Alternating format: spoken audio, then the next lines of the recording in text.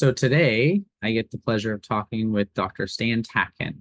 And for those who don't know who Stan is a clinician, researcher, and a developer of the psychobiological approach to couples therapy, also known as PACT. He also has written a best-selling book called In Each Other's Care, which came out in April of last year and is coming up with his second edition of Wired for Love, which is a fantastic book on attachment styles and how to create secure functional relationships. And that's really what I wanted to bring Stan on today to talk about is I have so many people reach out, particularly in this kind of anxious avoidant relationship, or some people call it the anxious avoidant trap, and they are insecure functioning and they read this stuff and they find it so helpful, but they really struggle with implementing and integrating how to create a secure functional relationship. So I want to have your wisdom and your expertise in guiding us on how to create that.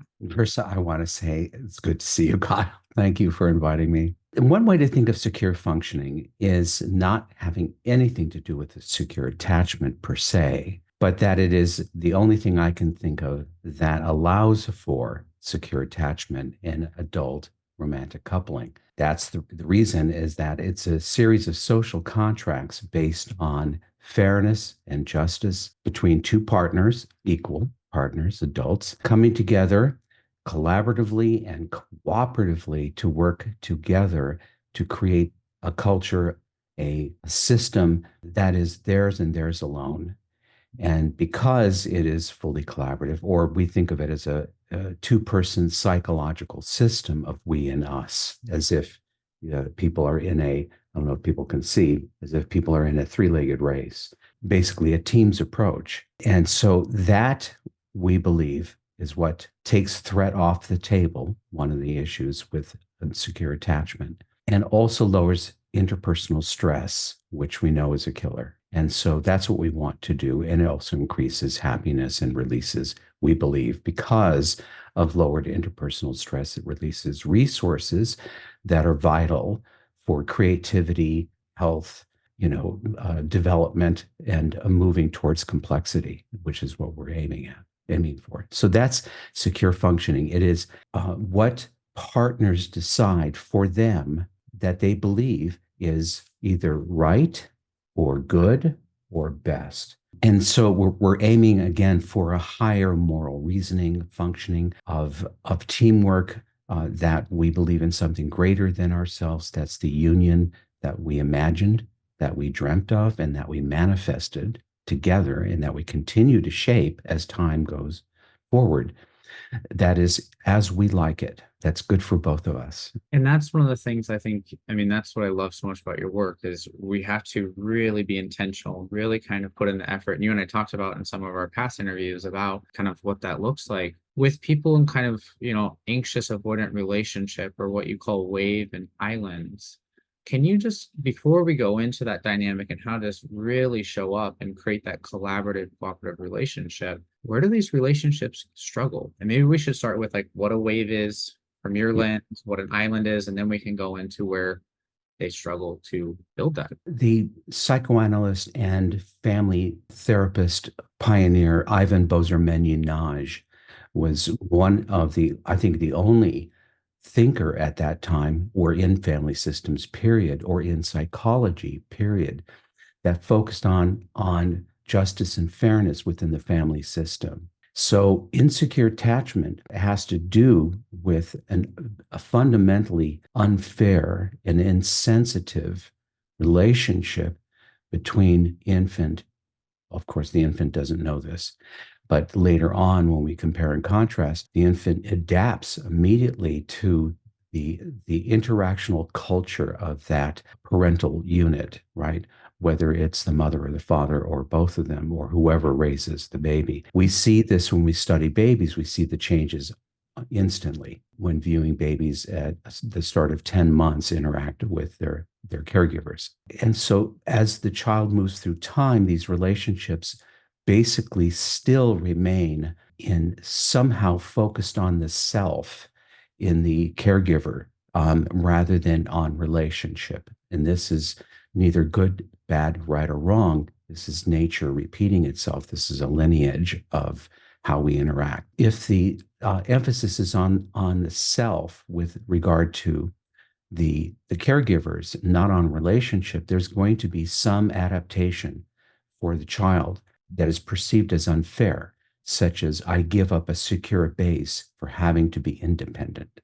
I'm required to be independent, or having to give up my independence in order to secure my base by clinging because I don't have permission or I'm not safe enough to go out and venture into the outside world. So what's compromised is either the child's separation development or individuation development. And that's what comes back to the adult relationships, as Ivan Bozer-Menyi said, the sins of our parents. We pay, the society pays for the sins of our parents. In other words, we pay it forward.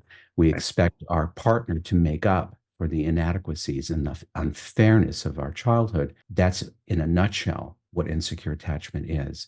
So secure functioning is understandably suspicious, because if I'm afraid I'm going to be rejected, abandoned, that I'm going to lose agency or not have agency, then I don't believe that anything is going to solve that. If I believe that my autonomy is going to be usurped by another, as it always has been in my experience, then why would I want to do secure functioning? It's not going to favor me at all. This is the challenge, is to experience by other systems would force this Right. because you don't have a choice. Mhm. Survival is at stake, or making money is at stake, or winning the contest is at stake, right? Or getting the award, right? We have to work together. We can't do as we wish as in our family of origin. We have to actually work together in order to win, make money, survive, and so on. Yeah. Yeah, no, that makes perfect sense. And this is where I think in the insecure functioning, right, just as you kind of talked about, they have that family debt or that entitlement that then causes them to bring that into the relationship, and they don't see secure functioning as a good deal. I'm going to lose out. I'm going to lose out on connection. I'm going to lose out on having my own independence. And Right. so my best move is to stay kind of in a one person system. That's right. Which then ultimately creates an injustice in the other person. So wanting my justice can't happen without creating a new injustice in others. And so this has always been the case with angry people, people who are angry. Often anger is about injustice, right? We get angry at somebody cutting in front of us. We get angry at somebody benefiting from somebody else's, tragedy. It's unjust, right? And so the anger for angry people also is connected, perhaps, at least theoretically, to the inability or unwillingness to grieve. I've lost things. Things were unfair, but I cannot recoup them from the originals. And it would be unfair for me to try to do that from innocent people because they didn't do anything. So I remain angry because I can't accept that what I lost is gone, that I cannot get that back. That won't happen. I have to grieve it and become sort of integrated. And that's when complexity moves forward. I'm able to grow up and separate, individuate, or differentiate if we're talking about Bowen. And that allows me to be more compassionate, right? And empathic. But injustice makes people sometimes for life really, really angry. And that keeps them connected to the object of their ire, right? That makes a lot of sense. Yeah, Can we kind of explore that? Maybe let's start with kind of maybe islands, right? What sure. avoidant attachment, what you identify as islands and kind of wired for love. And can you share a little about kind of the unfairness and the ways that they maybe carry some of that going forward and into their adult relationships? That's a great question because islands are unique in that because most islands or people in the distancing group, which could include, schizoids and narcissistic personality issues and so on, even borderline issues, those folks didn't get things that others got and in the way of attachment values. And so they adapted early without things, never having experienced some of the goods that others do experience that are, again, attachment values of relationship. Don't realize what they're missing, but are interacting in a world of others that have had things and expect them. And so they feel that these people are trying to take away their freedom, their Mhm. independence, their autonomy, and that there must be something wrong with you, Kyle, that you keep expecting so much. I don't need that, but you Right. seem very needy, right? Well, Mhm. it's a misunderstanding because from my position, that makes sense. The fishbowl I grew up in didn't have things that yours did. And so why are you making such a big deal? I got along fine without this. I don't need it. Of course I do. I just don't know it. It'll manifest as I get older, right? My neediness. But I'm under the illusion that I'm independent. And we know that developmentally, I can only become independent by first going through symbiosis and dependency, right? Without that, I can't really be truly independent. I'm adapting to the requirements, tacit requirements that I think are there, that I should not be a bother, right? I should not need anything. I shouldn't signal because it's not appreciated or it's not responded to. So that's the problem with the island. How do I know what's wrong with me when I can't put my finger on anything that happened to me? And that's what we find out when we do the adult attachment interview or other measures with adult partners. The island is kind of clueless in a way about themselves because their worldview is whitewashed by an idea of themselves and their childhood as being positive. But when we find out if they have any autobiographical memory, a memory of them being in those memories, that's because the typical response by an island, how do I know that I was hugged, held, rock kissed? I've seen movies or pictures of, which is, sad in a sense because I don't remember being in that picture. I just remember seeing it. I can see it. So that's the problem with islands. Islands feel that there's always things expected of them, demanded of them. It's never for them, it's always for the other. So they're forced into a compliance defense. I have to comply. I don't want conflict. I'm conflict avoidant. I have to say yes when I mean no. It's the very definition of passive aggression. And my only way to protect myself is to flee. I can't engage as myself. So my growth edge in love relationships is to actually become who I am and have boundaries and be able to engage with another person without having to fly under the radar and just say yes when I mean no, or just go along with the plan when I'm going to resent them and then go outside of the relationship to get my needs met, right? I have to go outside to be myself. I can't be myself in that orbit of primary attachment. So that's, in a nutshell, that's the island's dilemma, And right? in dilemma, how do they start to work towards kind of more engagement, more showing up, more of taking kind of those risks or leaning into the relationship by putting up boundaries? Because that's, and working with islands, they're like, I don't really know. They're upset. So I just went along with it, even though I'm resentful next day because I didn't get to go do the thing I wanted to do. But Right. that's because of them, not because of what I'm contributing to. So how do they start to grow as you've talked about? Well, I'm going to use now an object relations term called self-activation.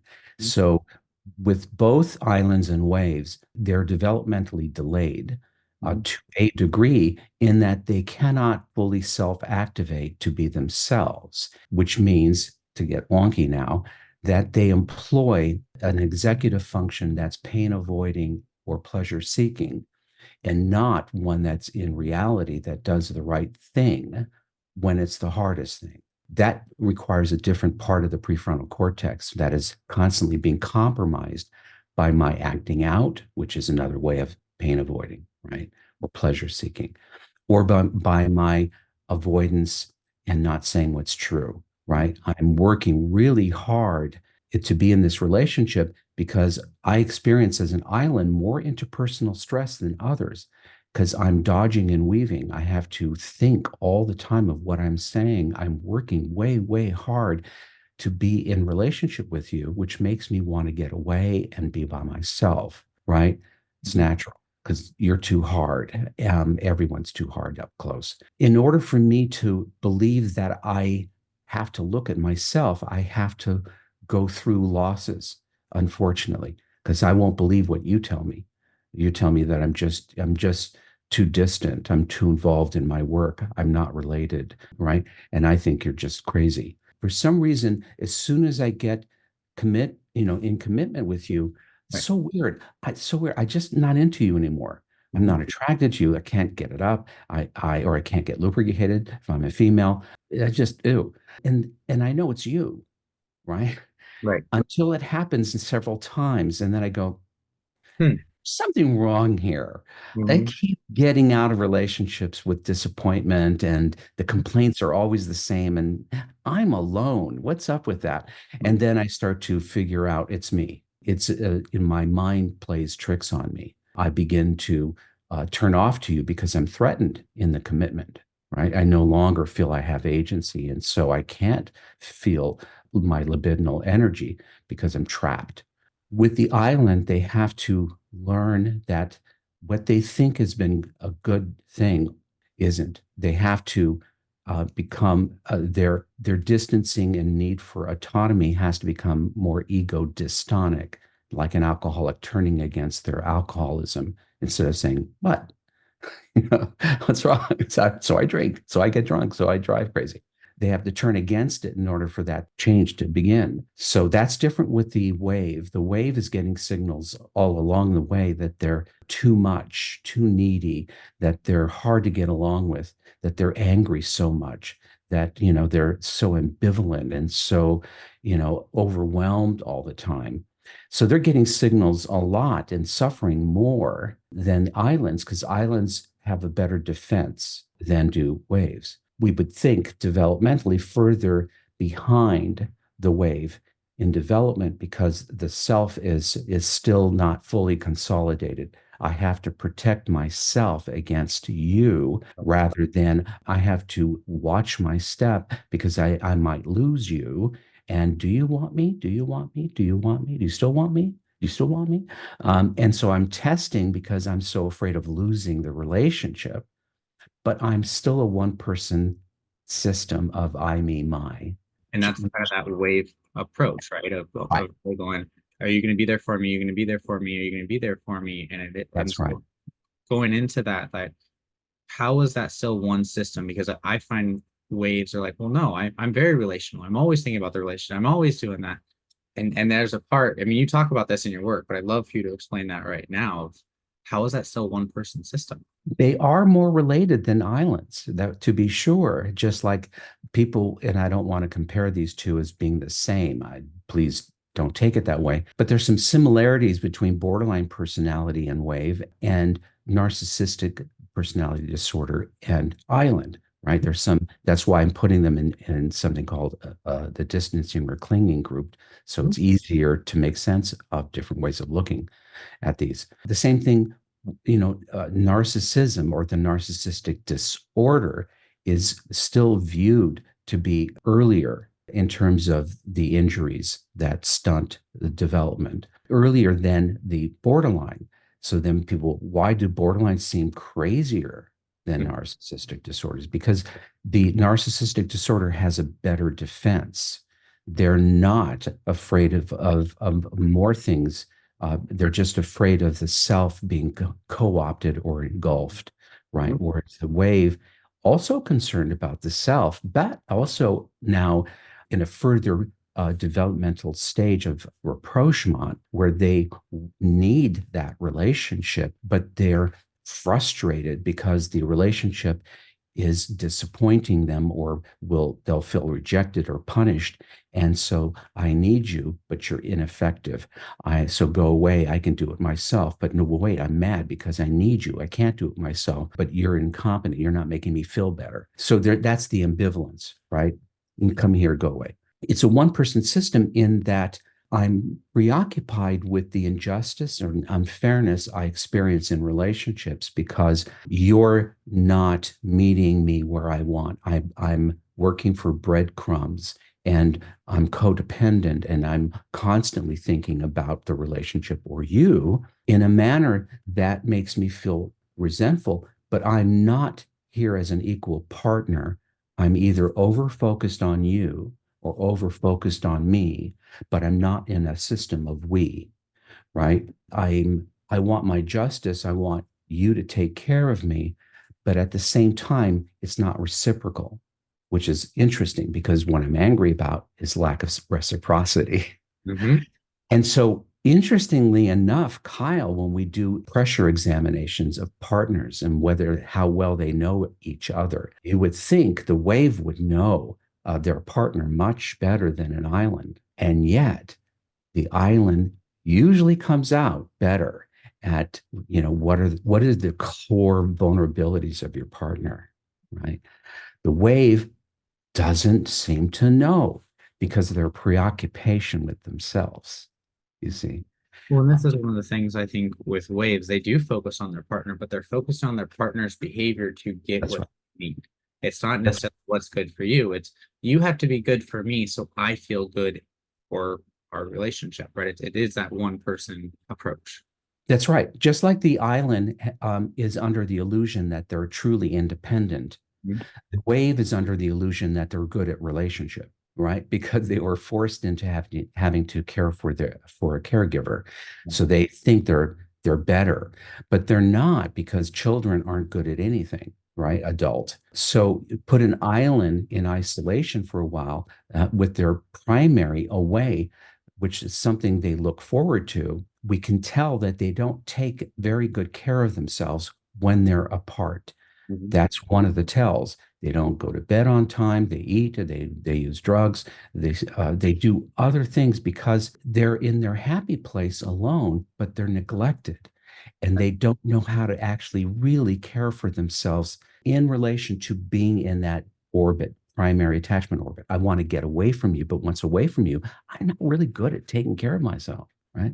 And that's one of the tells. So when you get a wave at an island and they get in a relationship, where do they really feel so stuck? I mean, you're talking about kind of individually, but how do they start to really clash? Because I'm starting to see that, but help kind of the listeners or people watching this. Where they can they tell they get stuck? Let's now take it to all human primates, because the problem really, really goes to our species, really does. These are islands and waves are suffering from memories of interpersonal trauma, right? Relational trauma, small t trauma, where what is going to go wrong is anticipated based on memory. So I play out my memory and my defenses against what I'm afraid of actually animates you to do exactly why I need to defend myself. Right. And you do the same with me. By nature, our species, like all other biological creatures, are energy conserved. We do the least amount necessary. And one of the things we hardly or never do is look at ourselves unless we suffer. Otherwise, who has time for it? So I am by nature more likely to amplify your trauma than I am to, attenuate it by understanding, because after all, I'm just human.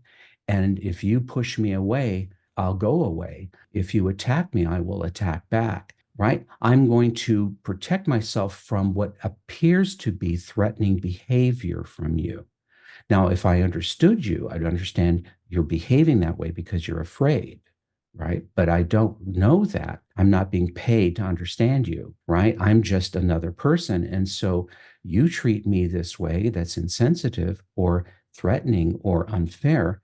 I'm going to protect myself. And so our tendency is to make each other worse, not on purpose, but because we're automatic, memory based, reflexive animals, and we just do what we know, and what we know is what we've experienced. So it's an innocent kind of no fault tragedy.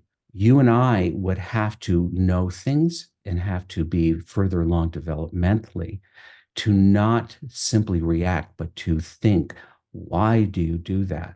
What is it in your history that drives that? What's in my history that drives me?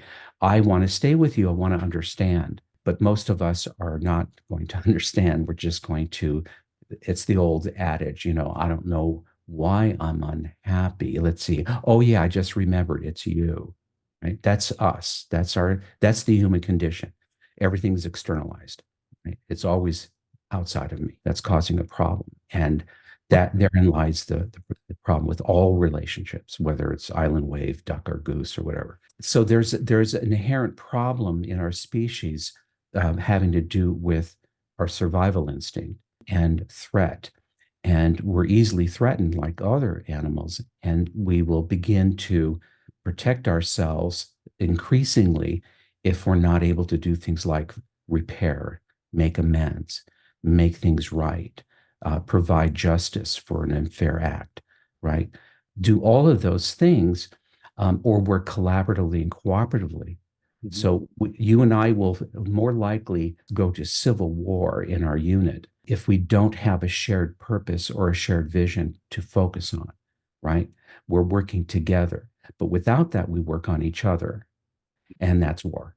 We just have an inherent human problem that we don't understand, that most people don't understand, having to do with how do we operate best in a social situation with others that are different. We have the same goal, we have the same purpose. We want to stay alive. We want to get a record deal. We want to win the Olympics. We want, all of those things flatten differences enough for us to work together instead of against each other. And that's another important thing, is the couple's ability to organize and to structure their relationship to protect themselves from each other. And that takes planning for your devils. That takes, understanding that all human beings are selfish and self-centered.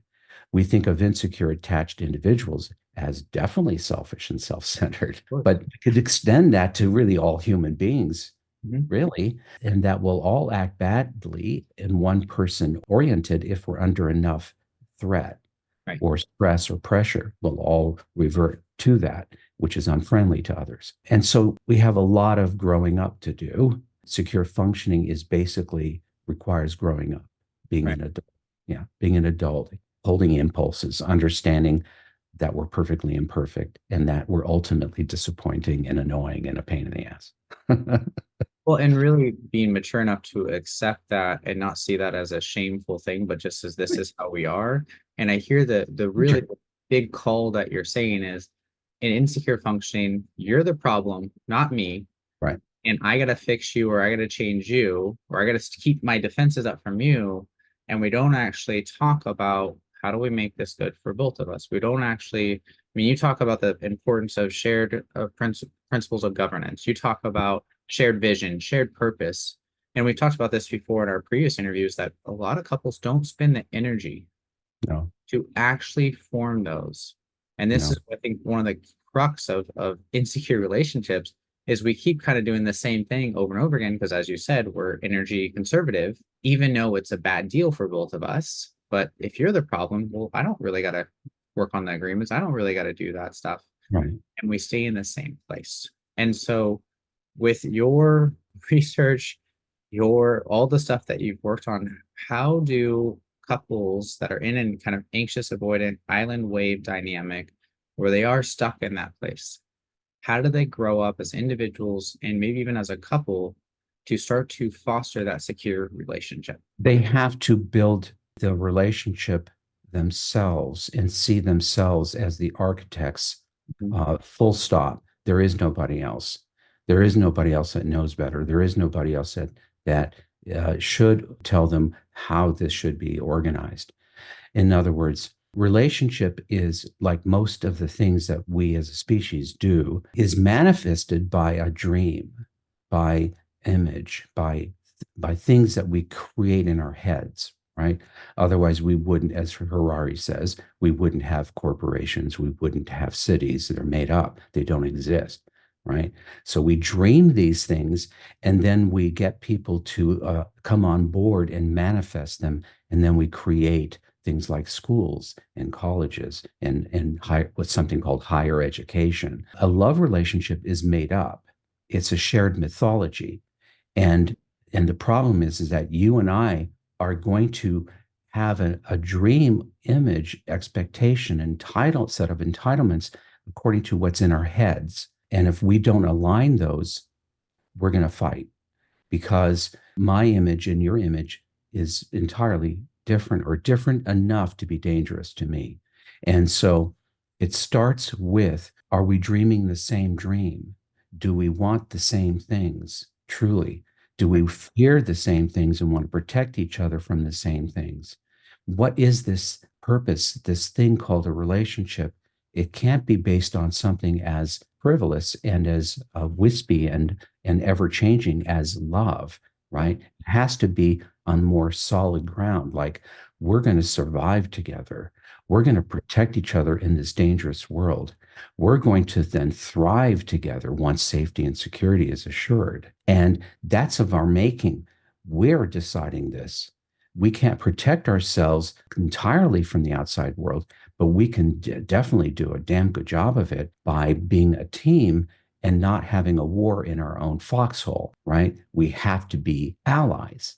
We have to be. We won't win. We won't survive. And so it's that kind of idea, that this kind of a sober reality idea that makes us get along and find where we agree and where we are the same, which is harder than our tendency, which is to always look to where we disagree and where we are different.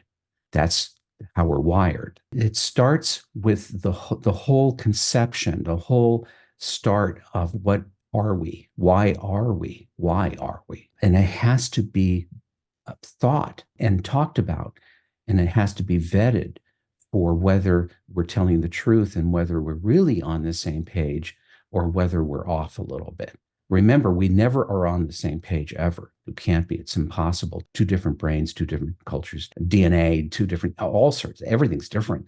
And so we can only approximate each other, but we need to approximate each other damn close. Right. So we're not working at cross purposes, because then we'll fight. Well, I think what you're really encouraging people, I mean, just as you talked about, we all come from our own fishbowls, but then we come into this creating a fishbowl together. We're kind of like, well, why aren't you more like my fishbowl? And we're not really working together of what is this fishbowl we're creating? What is this, couple bubble, as you talk about, Yeah. that creating? And I think, even I could see people when they go, well, why are we together? Well, we're together because we love each other or because we want a marriage, but they don't go deeper than that. Right. It doesn't account for the messiness, sloppiness, and the fickleness and moodiness of human beings and the opportunism that is embedded in our nature, right? If I can get it, it's a good gig if I can get it, even if it's at your cost. We have to civilize our relationship, right? We have to have a relational morality or set of ethics that keeps us from harming each other, from violating each other's rights or sensibilities. Otherwise, why belong to this union? It's supposed to be the best deal in town because we make it so. But again, to be secure functioning, one has to tolerate pain. One has to be able to hold their impulses so they don't, when punched, they don't just punch back. One has to be able to bargain and negotiate with another person to create win-wins and not win-lose, right? Because if you lose, I'll pay for it. Right. And in a two-person system, it's impossible that my effect on you won't affect me in return in some way. That's why people lull themselves into thinking they're family, which they're not. Family gets away with things. Strangers can't. And they are, in fact, strangers for life. So there's, again, a reality check of what is actually real. I'm not entitled to anything in this relationship unless we agree that we're both entitled to it and we're both going to provide it, right? Otherwise, you don't owe me anything. I don't owe you anything. Now we're going to create something to where we're going to provide for each other by agreement. And it's not going to be whether we feel like it or not. It's going to be because it must be done. Right. It must be done or we're sucked, right? So we do it when we feel like it, when we don't feel like it. And this is where the development comes in, where we're having to raise the bar to a point where we will be called upon to do the best thing we decided, or a good thing that we decided, or the right thing. So say us both, even though it's the hardest thing to do in the moment. That's a good life. That's a good life with a partner. That's safety, right? We're only as safe as our agreements. And that's the truth of it. And we've known that since the beginning of having to organize and civilize people through religion to begin with. I think that's such a powerful statement that you just said.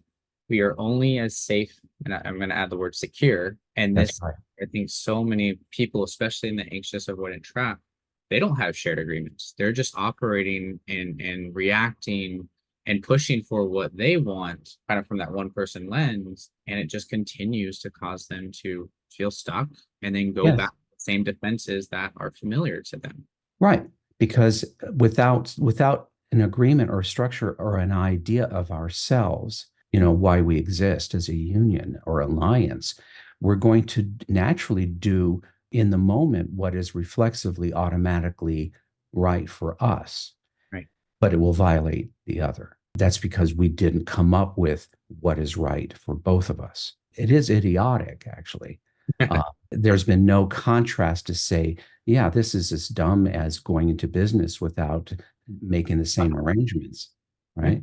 Or to start a dance troupe or anything.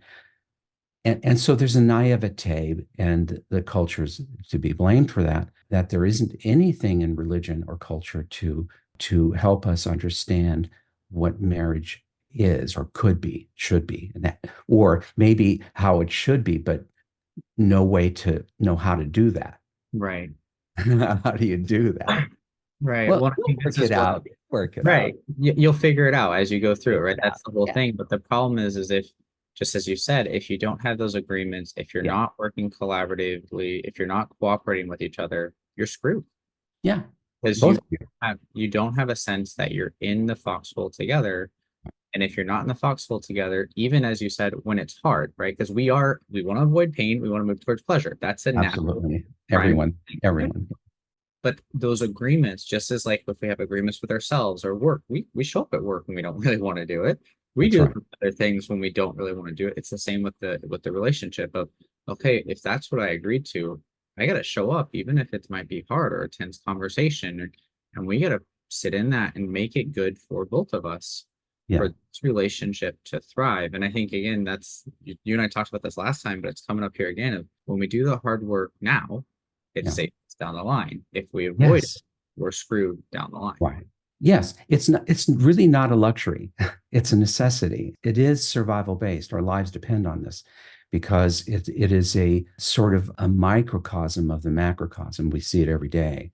We see it functioning in every part of the world throughout history when we don't organize, when we don't know how to bring people together, when we don't play fair and have ways of making sure that happens, it always turns out badly. And so the same thing with a partnership, which is really should be easier. It's only two people. It's not 1,000. You should think it'd be easier. But they start off thinking that this is a love will out, and love is, first of all, love is different to everybody, and people do bad things in the name of love. That doesn't ensure good things. How am I going to act towards you when I don't like you? All bets off. Yeah, What about if I'm thinking of leaving you? Do I just do whatever I want? People do that. they do. Yeah. And so all of that is pro self. It is not pro social. So what we're trying to do is orient people to be pro self and pro social at the same time. Pro self and I have to think of you at the same time I'm thinking of me, or you will confuse me as an adversary. That is the way we are. And if you confuse me as an adversary, then it's actually a bad deal for me too, because it always comes back. Right. Well, you will be compelled to think only of yourself too. Well, now we're spending all of our time protecting our own interests from each other when we could be working on the problem. Instead, we're working on each other. That's the foolishness of humans. Yeah. And so as soon as I work on you, I compel you. You have no choice in the matter unless you're wise and or being paid to do this. You're going to be compelled to protect your interests. That's why I say that their partners, their fates are tied psychobiologically. They cannot move without affecting the other, which will affect them. It's Right. like being on a tight wire. You and I have to balance each other. If you go down, I'm probably going down too. So it's a different orientation. It's a different way of thinking. Everyone knows about this. Everyone knows. I just don't think I should do it.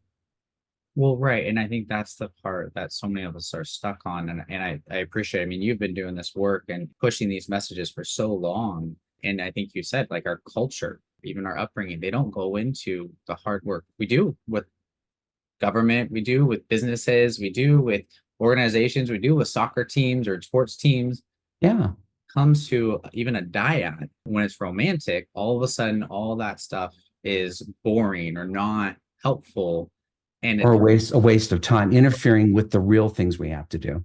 right, which is problematic because then we are going to be at war, as you say, then actually working together to deal with those things, which is going to give us more resources when we are collaborative to actually tackle those things healthily and manage those because we're in it together. We survive together, we collapse together. And that's kind of the idea of teams.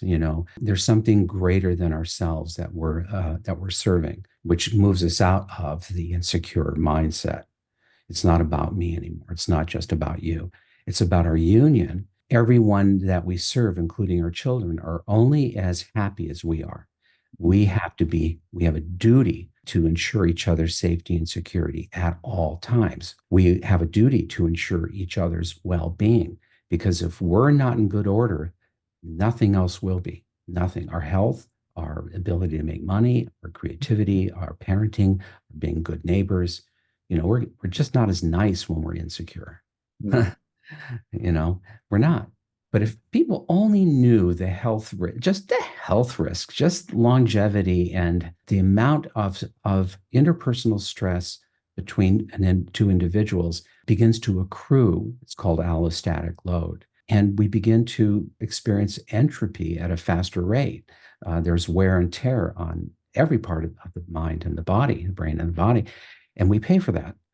And people, until they stop doing this, until they start to organize and they start to think in this way, they don't know how many resources are actually being used daily Right. that would be used for growth, development, wisdom, expansion, adventure, risk taking, all sorts of things, because we're two systems are being used that shouldn't be used at home. You should be relaxed. We use them outside. But what if our home is a jungle? That's dumb. Right. Well, and that's I think the thing is as you've seen, so many of us have a jungle in our home, right? And we have these predators in there that keep us in alert, which you're the predator to me, Right. versus I know, we're a pack and we're in that bubble and you got my back, I got your back, and no matter what comes, we will figure it out. This is very hard to do, secure functioning, but there's a reason for it, because there's a reward, immediate rewards every time. And it's sublime to be able to know that no matter where I go in the world, no matter how bad it is, if I'm with my wife, Tracy, Mhm. I'm fine. Yeah. And she feels the same way.